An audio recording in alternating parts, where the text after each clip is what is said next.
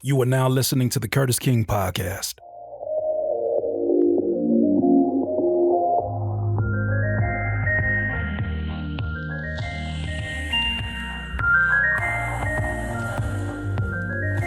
What's going on with you music producers? Once again, it's Curtis King here with the Curtis King Podcast. If this is your first time listening, this is a podcast specifically for music producers, but for thinkers and creatives alike. We like to put an extra emphasis on mental health when it comes to this podcast. And then we also like to call people on their bull on this podcast. Today is not going to be an exception to that.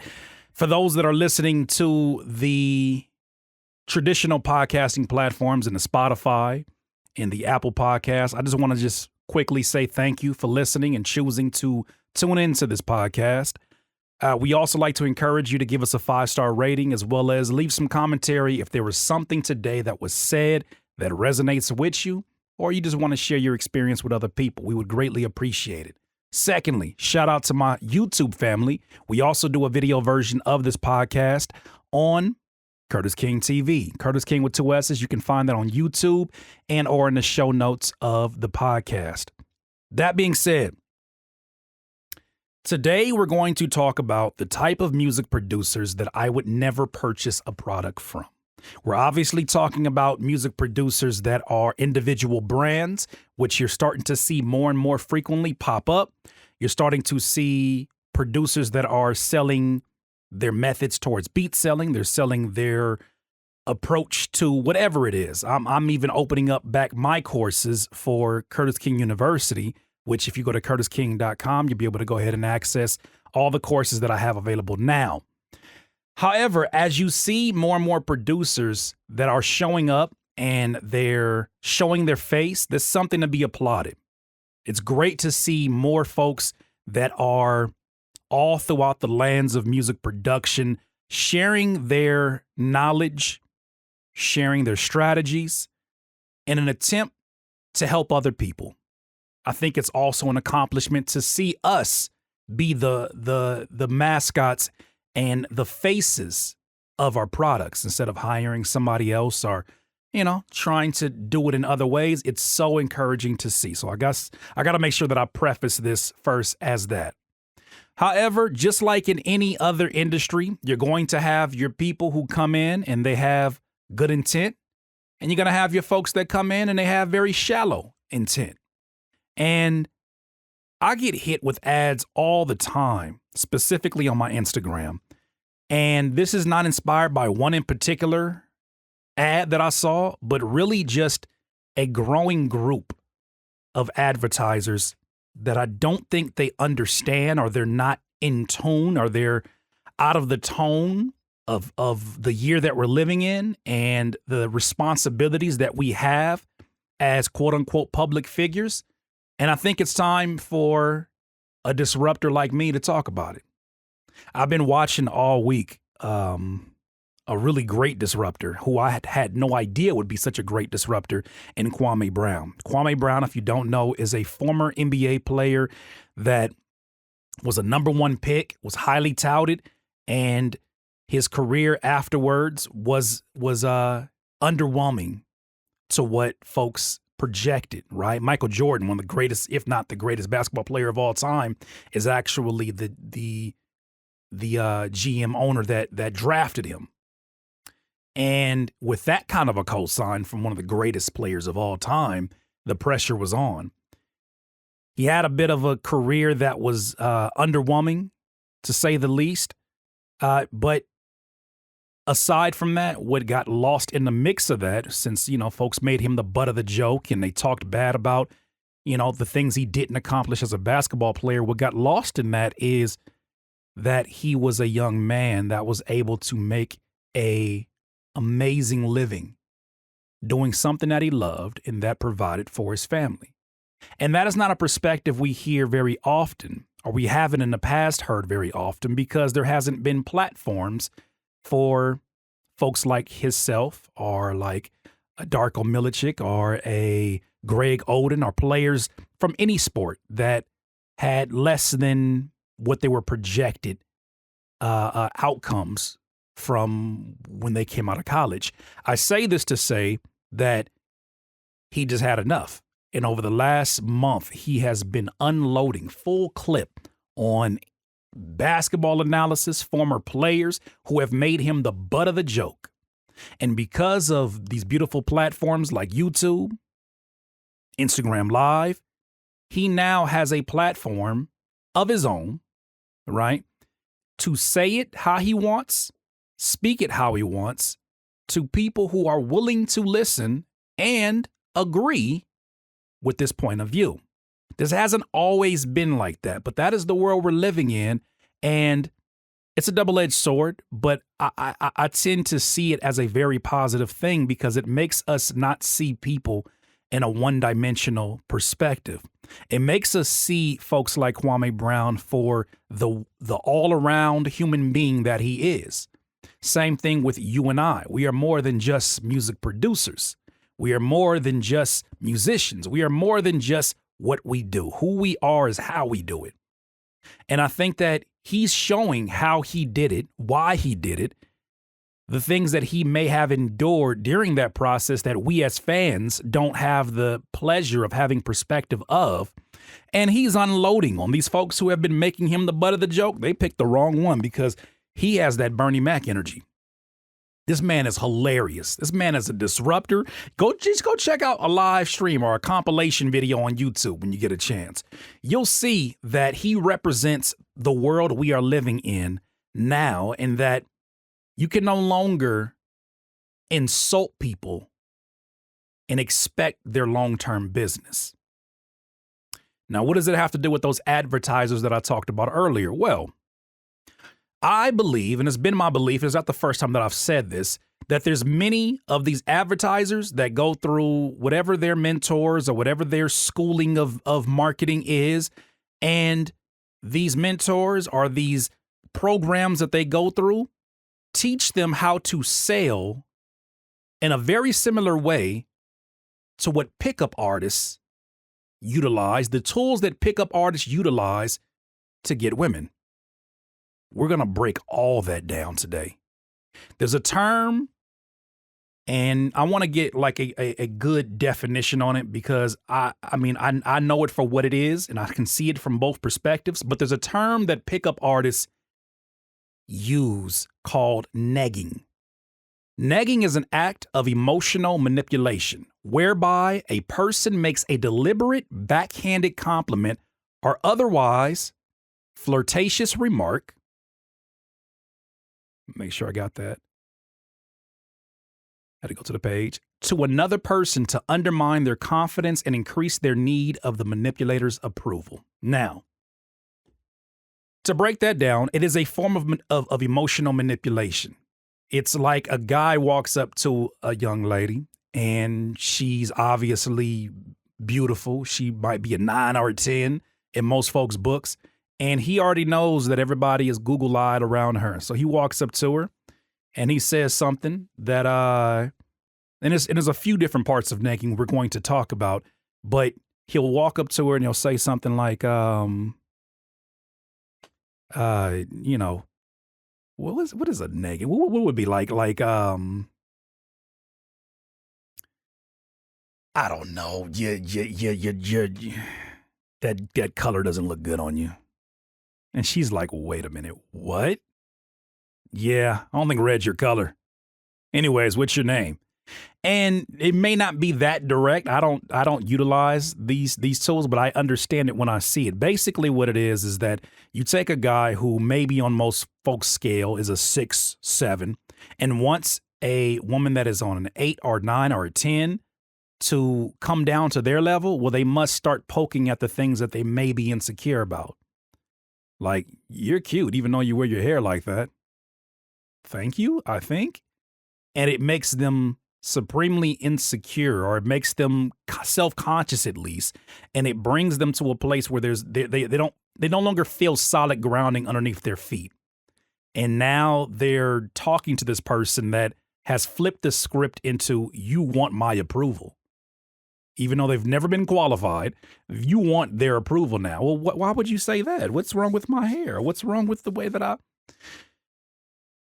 it's a slime ball approach to things. That's one perspective of negging. Another one is, and I guess I don't know if that's necessarily categorized as negging, as the pickup artists have called it, but there's another perspective in that there's the playful teasing that occurs between two human beings who are like, we obviously have our true selves and then the representation of ourselves, right? When you first meet somebody, you're meeting the representation of them, the best foot they can put forward.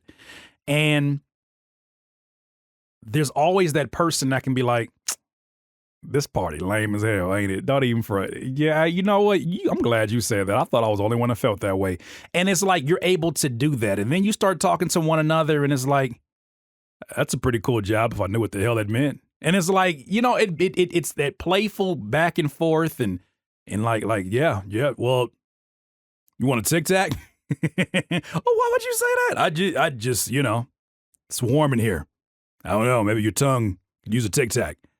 And it's like that playful back and forth conversation that occurs that it's not from a hurtful place, but it's a place that like takes off that layer of protection and security in sort of ice that is created between strangers. So it breaks the ice. So there's two different ways to look at it. But what I have noticed within my peers, what I have noticed within these advertisements that pop up is that you'll get a person that gets on this camera and immediately starts to poke at the things that they think that you as a music producer are insecure about and can't handle hearing about it. They poke and they poke and they poke and they poke at the things that are areas of scarcity for you. They poke at your current financial circumstances. They poke at your lack of placements. They poke at your lack of influence. They poke at your insecurities. They poke at your inability to network. They'll look for anything to poke at, and not just poke at, but fully insult your intelligence, fully insult your manhood, your womanhood, fully insult your financial status, your job. And I know you hate your job. I know your job sucks. Just say it. And they talk to you in a way that is so condescending, it comes off confident. When you look at them, it makes them feel like, damn, maybe you're right. Like, I mean, I hate that you had to say it like that, but now that I'm thinking about it, they played to a lower energetic field in you. And I've noticed this. I've seen it. I laugh at it. I laugh because these are folks that I would never buy from. I would never purchase from because I know what they're doing.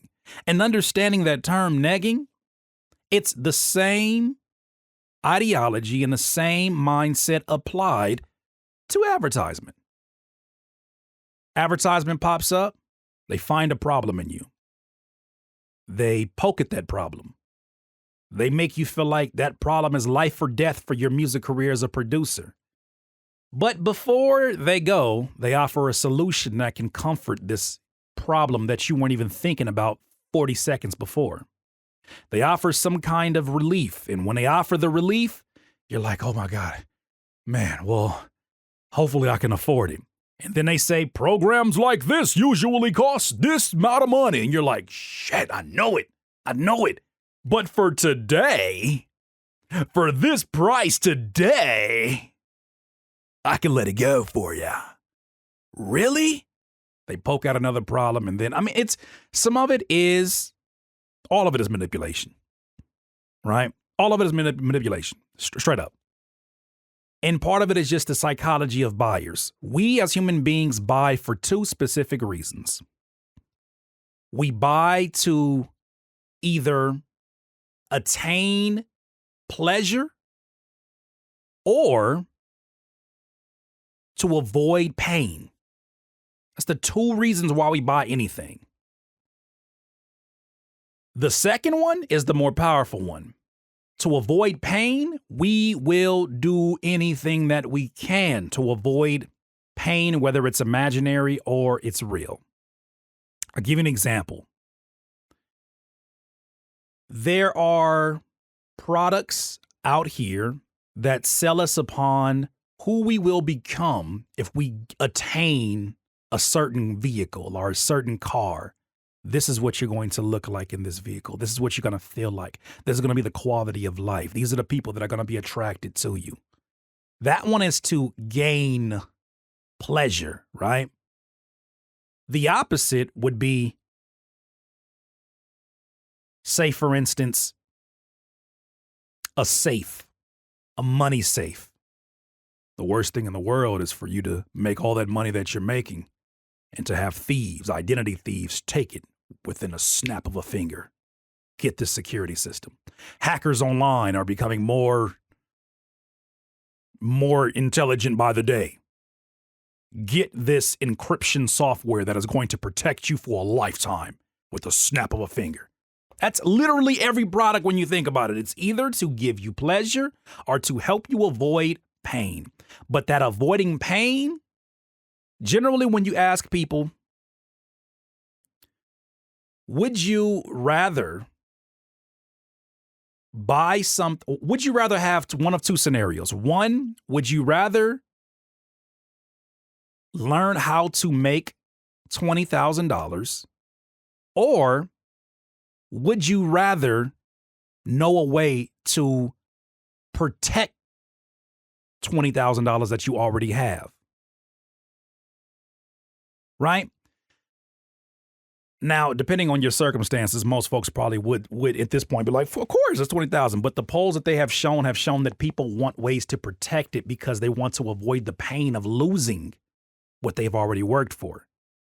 Right? The other scenario is imaginary situation. You don't have it. But if somebody said whatever money you have, forget the number amount, whatever money you currently have, there are hackers out here that they're coming. They're coming. This imaginary pitch, there's hackers out there that they're coming. There's a way that you can protect it that is indestructible, that will never fail. And if you don't get this today, they're coming. Hell yeah. Let me know. Give it to me. Give it to me. But it's all manipulation. It's all manipulation. And I think it's time to call these folks out. I think it's time to call these folks out. I think that it's time to not only call these folks out, but tell them to do better, and also make sure that you recognize them when you see them. You will never see me purchase a product from someone that is pitching to the lower frequencies within me, that is pitching to a person within me that thinks less of what I currently have. If you're pitching to me that I'll never be a serious music producer, I'm not listening. If you're pitching to me that you're never going to make it, when we can't even define what make it means from producer to producer to producer, because there's so many variables of what that means, I'm not buying from you. If you're pitching to me that everybody else is using this and you're missing out, it's not going to do it for me. Right? And I say that in knowing there's some of those tactics that are just marketing 101. And some of the stuff is unavoidable. But when you put a human being in front of a human being, it is such a powerful interaction. And you have to make sure, beyond the copy of your ads, beyond the meme versions of your ads, you must make sure that you are not negging or pounding down the very producers that you are hoping to support with their money. And I get it. I understand it. I understand it. How can someone who has no influence over you, who feels confident or feels whatever you feel, how can they assert some kind of dominance over you instantly? By making you believe that you're missing out on something, by making you believe that you're less than something, by making you believe that you'll never attain the goals that you're working for unless you get this thing that you didn't even know existed 5 seconds before. I understand the tactic. Hate the what did they used to say? Hate the player, don't hate the game. Like I get it. We're in a new day though. We're in a world where a Kwame Brown, who had to who didn't have to, He sat by and watched one perspective be told about his story. And within a 3-week span, he got the internet going nuts, speaking his truth. The risks are higher if you are playing that nagging game. The risks are so high that it's going to make people not look at your product anymore. They're going to look at you. Because obviously there's going to be people who they're going to forever fall for that, right? They kind of want somebody to speak to the insecurities in them because it allows them to make an excuse for why they don't have the things they don't have. Well, this ad told me, and I believe that secretly inside, so that's why. But I don't care how many jets these producers are sitting in front of, how many cars they're sitting inside of, how many stacks of money they use on the side of them for attention, how many awards, plaques they throw in front of my eyes. Do not give a shit. That doesn't tell me nothing about your product. That doesn't tell me anything about what your product can do for me. Talk to me. Your consumer is changing. It is no longer the infomercial world where you could throw any rinky-dink product up at 2 a.m. and hordes of people would go to it because they're already at home alone and feeling vulnerable and feeling like they just want to spend money as spending therapy, right? What do they call it? Retail therapy. It's a different world now. And I see that within my younger sibling, and in a way that she won't even support a brand. If she can run the Googles on them and see that, oh no, they support this cause, I'm not rocking with that. And she'll completely buy and want to buy from somebody who doesn't even have a corporate name, somebody who has a mom and pop style business, somebody that's independent, somebody that's Black owned. She'd rather, and I understand it because I'm the same way. Instead of me giving my money to these brands that have been around for all of this time and expect my business and feel entitled to my business, I'd rather support someone who's on the cutting edge, someone who's like, we need to switch things up. We need to disrupt this. Those are the people I'm buying from. We're going to finish this topic after this particular commercial break. Shout out to Voclia Doubler for powering and sponsoring the Curtis King podcast. I'll see you in just a second. The Curtis King podcast is proudly sponsored by the Voclia Doubler. What is a doubler? Well, I think better than telling you, I should show you. You trying to tell me I can use this microphone to make beats, to make melodies, to make chord progressions? I can use my voice? I'm all in. Pretty cool, right? Check this out.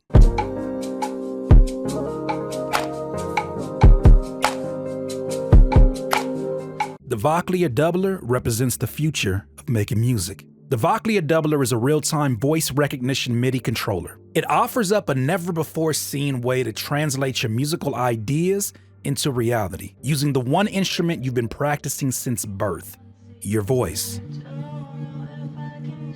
Make more of the music you love without having to worry about how to get your ideas into your DAW. Before the Doubler even sponsored this podcast, I picked it up just because I'm a geek about technology. And I personally picked up the Doubler Studio Kit, which allows you to hum a melody, a synth pattern, or even beatbox one-shots right into FPC if you use FL Studio or whatever DAW that you're using. This also allows you to manipulate effects and filters in a way that only the voice can. To get the Studio Doubler Kit, all you gotta do is access getdoubler.com/Curtis King. Okay, once again, thank you to Voclia Doubler for powering the Curtis King podcast. Now, the place that I want to end this on is I want to just look at it from a logical standpoint. Because there may be folks who are like, it's not that big of a deal. This world is way too sensitive. Folks are just making issues out of anything. And it's not, of course, they got to talk a certain way because that's the confidence that's needed to become who they are. I hear you, but the issue that I have with that is this. If someone is truly as successful as they say they are, why do they feel the necessity to sell themselves in the way that they do? Think about it. If somebody approaches you with a good look and they have a track record, they've done great business, they've been accumulating a lot of money, what would possess them to put something on the table that obviously takes advantage of you? What would possess them to do that? If you've been successful, truly successful, and we're on the same page that we are investing in one another and that you see me as a partner and not as someone that is a potential employee that you're going to pay off some money to do some work, why do we have to flip the scales so unevenly? If you got it like that, why are you selling me on a good look? If you got it like that, if you're as successful as you say, why are you approaching things in this way? That's a question that never gets asked, and it's a question that never gets answered. These products, these advertisers, these folks that pop up in our community that have these products that they're going to change everything. They're going to, yeah, you need this because you're a loser if you don't have that. The folks who do all that, why you got to do all that? Why do you have to do that? What is the begging for attention? Why don't you have something that is so successful that it's hard to ignore? There's a difference between creating something for attention, demanding and clowning and posturing and poking your chest out for attention, and creating something or being someone that is so good it is impossible to deny. It is impossible to ignore. There's a big difference between those two when you really sit with that. The people that are begging for your attention, you know what I found? People who jump up and they beg for your attention, they beg for your business, and they clout chase or whatever you want to call it. They do all of this stuff just to get you to care and just hi. They're temporary. They're temporary. Because when you play that game, you have to always figure out a way to up the ante. When you play that game, you're playing a losing game. You're going to forever have to figure out, okay, so the last one went viral. How can I really get to them this time? Those folks are temporary. Even when it feels like it's for a long term, those folks are temporary. It's always the ones that are so confident. No matter your personality type, you're so confident because some people just have a personality that they ain't even got to say a word and they look loud in a good way, right? Draymond Green is one of those. He's a basketball player. He just looks like he got something to say really loud by saying nothing at all. You look at him and it's like his eyes is kind of like, I ain't saying nothing, but I could say a whole lot right now. Certain people just got that look. They can't help it. But for those that are hooping and hollering, jumping up, what you guys don't understand why you producers are so stupid is, and then folks be sitting there leaving emojis like, yeah, you're right. Yeah, we stupid as hell. Really?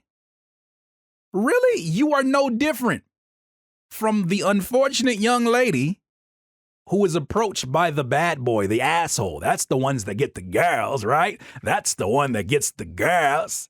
It's the one that's like, shut up. Take my number down. And you better call. Text me right now. It seems like those are the ones that walk away, right? Those are the ones that get and then the nice guys that are like, would you mind if I got would you mind if you entered your numerical numbers inside of my cellular device? And she's like, hell no. Right? So I understand the logic behind why there's producers in this space, in this influencer space that feel the need to neg the shit out of you. I understand it. Don't mean I gotta like it. And it for sure doesn't mean I'm ever investing my money into it. If your product is good, if your product is solid, I'll hear about it from someone else before I hear about it from you. One, that's one. Two, if your product is going to truly enhance my life, speak to the enhancements. You don't have to keep pushing at the things that you think that I am insecure about as a producer to make me believe. If you do, it's unlikely that I am to trust you. What the hell am I trust you for? Think about that person as a friend, right? The friend that has to always one-up you. The friend that always, when you share good news, they got to immediately make it about them. and something that they're not doing or what. Like when you think about the kind of person that represents the person that no matter what good news or what great happens to you, they find something negative to point out or find some way to bring you back to earth, right? Or find some way to make you feel guilty about what you accomplished. Those are not friends. Those are toxic human beings. I don't think it's any different from when we see people advertising to us like that. I've seen producers talk about, I'm your father. I'm your, like, y'all are my kids. The hell are you, what? What? Y'all don't shut your ass up and sit down somewhere goofy. You know what I'm saying? Like, y'all don't see the same thing I be seeing? I know I'm not the only one that sees this. I know you guys see it, and maybe it's some of you that don't actually ever comment, but I know you peep game, and you look back and you see these personalities, and you're like, oh, you wouldn't say that shit to my face. You think I opened up FL yesterday, huh? For the first time, huh? You think this is my first beer, huh? Oh, you think it's my first go around, huh? My first rodeo, is that right? What is that? Anybody who feels the need to beat your self-esteem down in order for them to have value, in order for them to be looked at as superior and authoritative, got small PP energy, small wiener energy. And I keep posing it as guys because it's mostly guys that I see that do this. It's mostly that. As we start to see more female producers come into the space of the advertisement world and they're selling their products, there's a producer that I actually see, she's selling her products, and this is not a sponsorship or anything like that, but I just want to make sure I shed light. She's doing it in such a way that's like, it's not about trying to nag you into believing. I think it's Produce Like a Boss. Produce Like a Boss. Is it up here? Because of course, I'm typing the wrong thing. Produce Like a Boss. There it is. Chris Bradley. She does it in a way that she just talks about her product. She highlights the benefits. She talks about, things that may be concerns of yours, but not the need to just hammer over. Like it's I'm telling y'all, it's that small wiener energy, man. It's that 3'4" guy with his chest poked out with the truck sitting on the lifted truck that sits above traffic. That gets all the tattoos on the arms and the sleeves and feels the need to always be the one that starts shit up. Like, you know what I'm saying? Like, it's the one that always, you want to go? You want to go, bro? It's like that energy. What are you doing? What are you doing? What are you doing? Why is your product not good enough to stand upon its benefits? These are folks that you will never see me buying from. And I encourage you, especially those of you that love to accuse everyone of scamming you, I encourage you to really look at the human being that is selling to you and try to identify what kind of personality type they are. Also, try to identify what their actual goal is and why and how they're trying to get you to buy. Is it to give you pleasure or to avoid pain? When you identify that, then you'll start to see the characteristics underneath it. Now that you've took that layer down and you're able to identify this is how they're approaching me, cool. I'm not offended by that. But when they start to get disrespectful, when they start to push out alpha male energy and try to make that to be, you know what I'm saying? Like they just come, like there's a way to do that. Shout out to the homie Dorian. Dorian does it in a way, the homie Dorian from 82 Group. Dorian does it in a way that's like, look, this is straight, solid, real talk. I'm just going to say it how it is because y'all have been babied for so long. There's a way to do it without it seeming like, okay, but how good are your products? Because you listen to the folks who do this, they don't know shit about their product. You listen to their beats and it's like, that's cool. And all of a sudden they throw placements and throw all of these names at you. And it's like, okay, I know who they are, but who are you? That's another thing that it makes me sometimes not want to start with the placements. I understand why people do it. I understand why I've done it. It's to validate right? Your authority. It's to validate that you've worked with people, that you're not new to this, that you do this. I get that. But the folks who just throw a bunch of the placements at you and it's like, you want to get it out the way? Like, yo, stop all that shit. What you do? Who are you? Who are you? And why are you in my ad feed? Why are you in my IG feed? What you did? I work with this person. I work with this person. Get your hand out the way. Who are you? Bozo, who are you?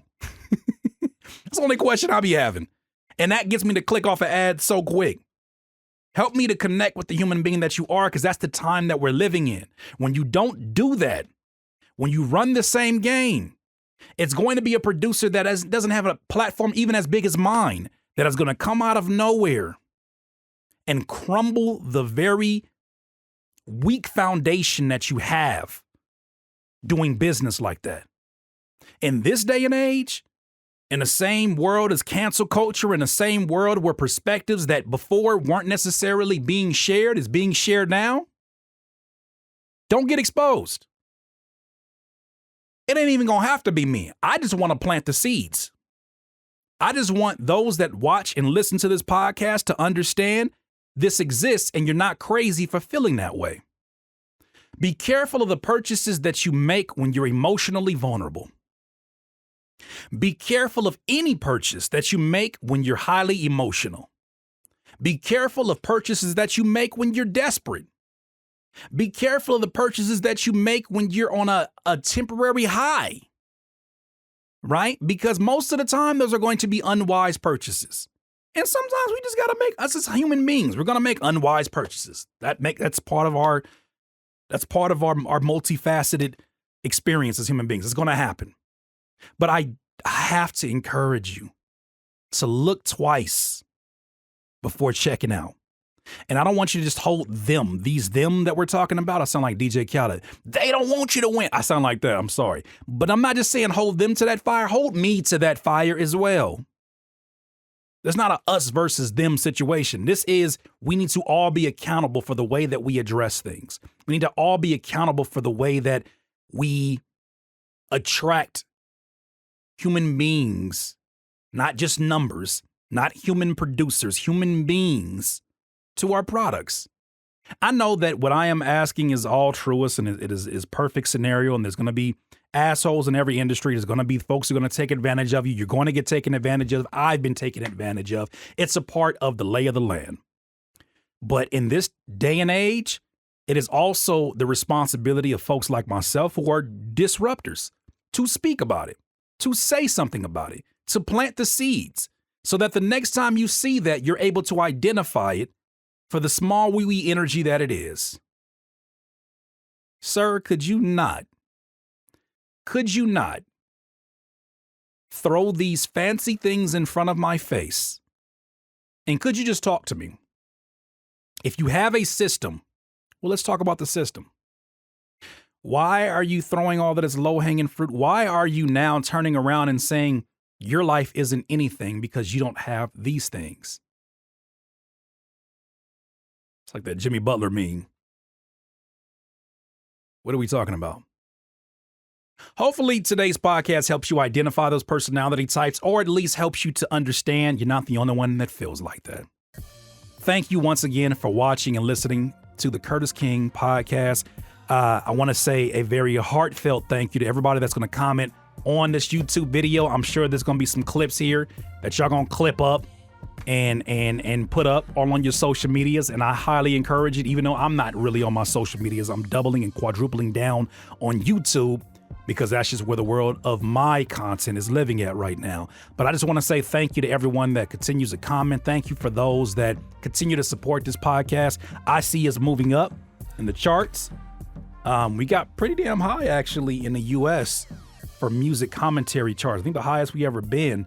I got to double check it, but shout out to y'all for even doing that. That comes from your ratings. That comes from your shares. That comes from your commentary. That comes from you just having a dialogue about it. If there's some things that you feel like I missed, if you think there's some things that you also have noticed that you would like to see be talked about, or at least have an open dialogue that changes the culture of these things, let's talk about it. I think that In this age, there have been so many people who have touted their financial currency. Not enough that can show you their cultural currency. One of those you can't buy. One of those cannot just be given to you. One of those you got to earn. That is cultural currency. Has to be earned. I want to see more of that, especially as we start to grow more as an industry. Like I always say, in this life, you will not be full of life until you decide to live life to its fullest. Thank you once again to Voclia Doubler for sponsoring this podcast, which is the Curtis King Podcast. Have a good one.